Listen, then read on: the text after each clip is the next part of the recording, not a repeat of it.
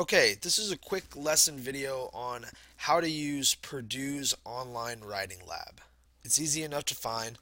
Just type in Purdue OWL. OWL stands for Online Writing Lab, and it's usually one of the first results here. Click it. Once you get to the site, there are a lot of options, but if you go down to suggested resources, we are going to be using the Modern Language Association guide, the MLA guide, so you click on that.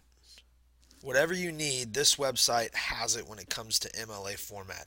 Everything from a sample works cited page, a whole sample paper, to how do you do the works cited for electronic sources, other sources, magazines, and academic journals. That's the one you're most closely going to be working with from the sources you get from the database.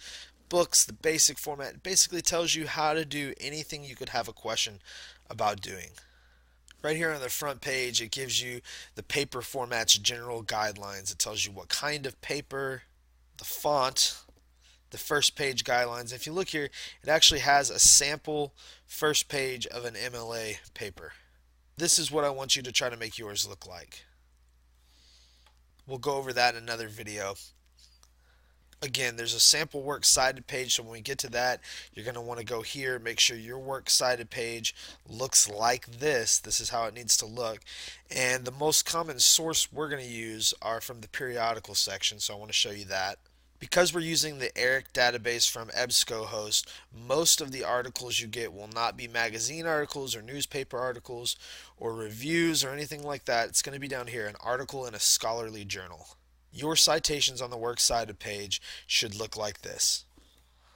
So make sure to go to the OWL at Purdue and look closely at all these options and make sure you're selecting the right one and that you follow their guidelines very carefully, and you should do fine.